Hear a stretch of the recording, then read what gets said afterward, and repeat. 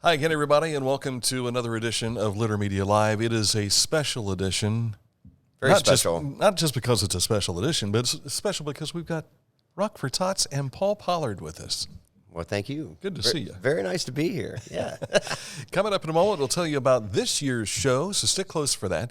If you don't know what For Tots is, we'll explain in the scroller up at top, but it's a concert charity auction, and it is in its 39th year. Correct. That's incredible. I know, unbelievable. It seems unreal every time we take a look. Think about it. Right? We're going to talk about it more in just a moment, but first, these words from our friends at Classic Brands. You haven't had vodka soda like this. No one has. Made with the world's smoothest vodka plus real juice. New White Claw vodka soda. It is For Tots. Got that lip gloss on there, right? Lip balm. Yeah. Lip balm. Guys wear balm. Yeah. Yes. We want to take a moment to talk about the events that are coming up on Friday, December 1st. It's always the first Friday in December. Right. And you found that at what point in time? Oh, my gosh. Probably in the late 80s, we landed on the first Friday of December. And decided this is going to be the good date. Yeah. You have to do it sometime early in December because we have to raise the funds. Then we give the money away to all the different organizations so they can have time to go buy gifts and toys and food and things and do their thing before Christmas. So that's how we landed on it. I like it. It has worked. Yeah, it's and if worked it works, you don't try to fix it. You right? go for it, right? You bet. The lineup, you always have a great lineup of musicians, and you've got returning groups that the first year you had 7 Mile Bluegrass. Mm-hmm.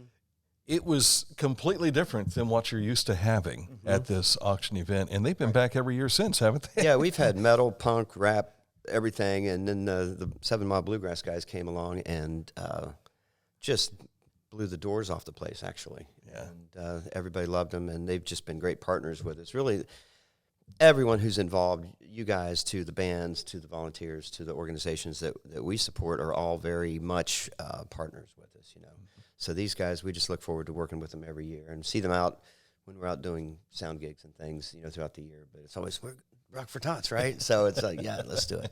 Ready for the next first Friday in December. Right. Who else is performing? Oh, so we've got the Basement Collective. We have Sugarloaf Shakedown. We have a new band called Toadstool Shadow. Be interesting to see what they have. They're kind of an artsy music group, so very cool.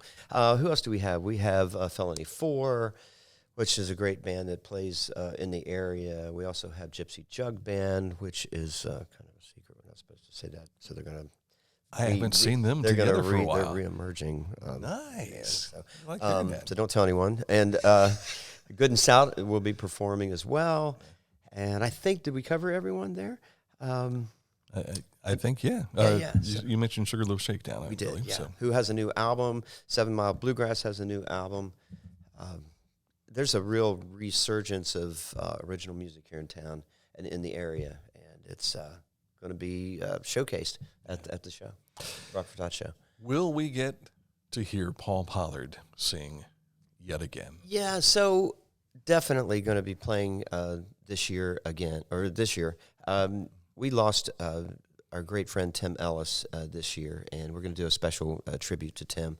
So I definitely will be singing a song or so for him and his memory. So, yeah.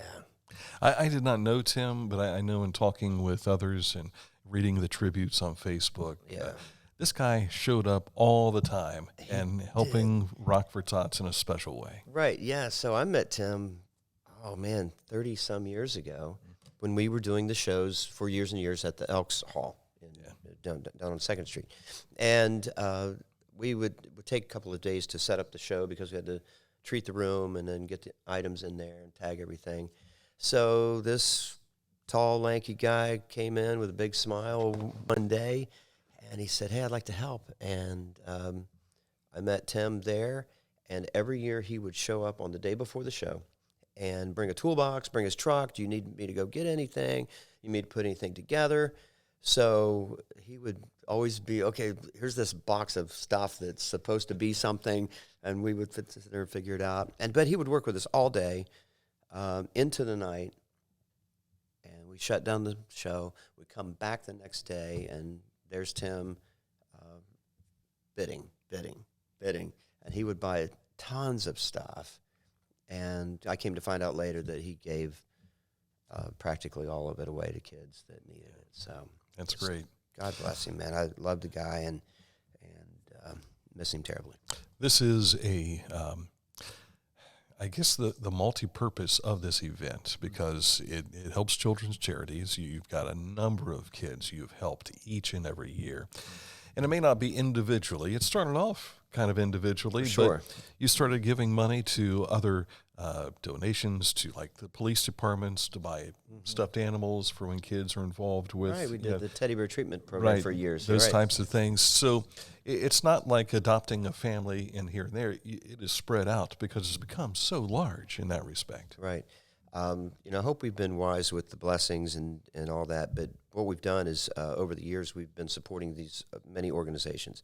Right now it's 35 different children's charities, from Shop with a Cop to Child Protection Center to Big Brothers Big Sisters, on, JC's Special Santa program and all that. But we also are into education as well. So we do 2 college scholarships through Printex, which are our great friend Jeff Marshall, Jeffrey's dad, who sat there and listened to us tried to explain what we were going to do in 1985, and he basically turned to his folks and said, just give him whatever he wants.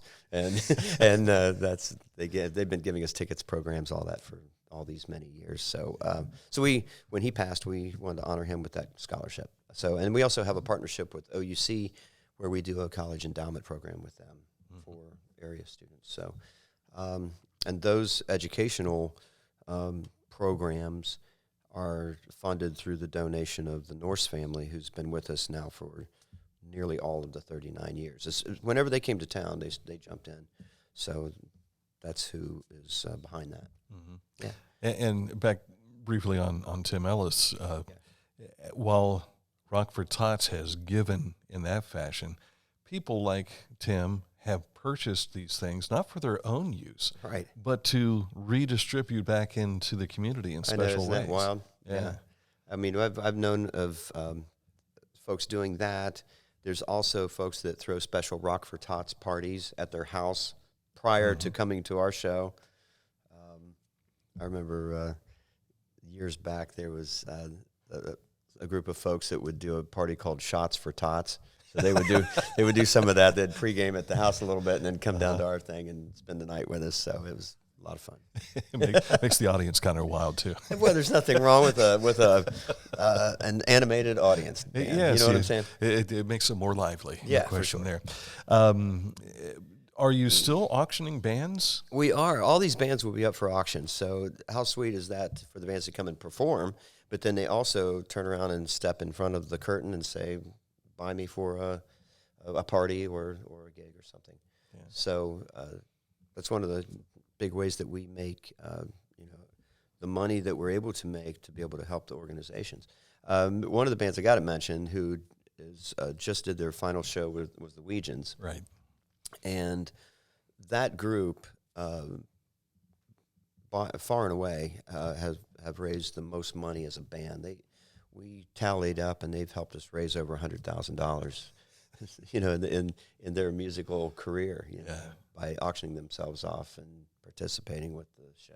You'd have thought some teenagers from the 1960s would be making such an impact. 1964 is when they started. Yeah, it was like Ed Sullivan, the Beatles. Let's start a band, and that's what they did. That's what many folks did back then, right? Yeah.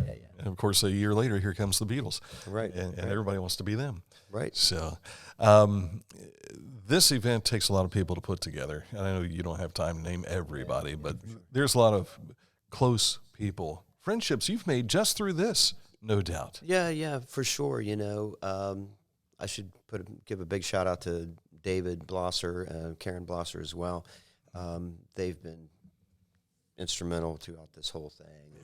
And want to give a shout out to Dave and tell him to get better. He's struggling with a back thing right now. And Jim Montgomery, of course, and my great friends that really turned this around in the late 80s, early 90s was Randy Winks and Buzz Perry. Buzz, we became known as the acquisition magician. We said, Buzz, we want to sell everything at the auction. Go get us everything but the kitchen sink. And he shows up with a kitchen sink. Yeah. So we auctioned the kitchen sink as well. So but there's so many people, the folks at the Majestic Theatre that not only allow us to use the theater or rent the theater, but they also volunteer with concessions and all that.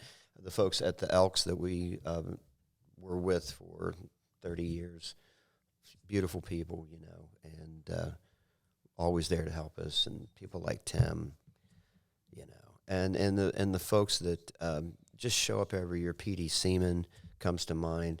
He'll show up in July at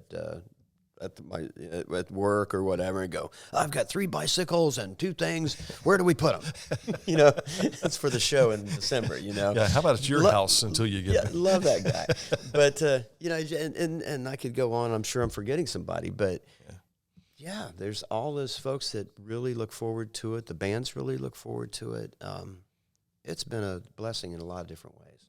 Yeah. Friday, December 1st. Right. You won't want to miss this. Tickets are $10 at the door. $10. Can you still get them in advance right now? Yeah, you can get them, I believe, at majesticchillicothe.net. I think you can buy a general admission ticket there. Yeah, and it's just $5 in advance, right? I think so, yeah, $5. Yeah. I think so. Isn't that terrible? Yeah. Who's this guy with the information? It's not changed in 39 years. Yeah, we really haven't changed it. So it's $5. I think so. $5 in advance, but $10 at the door.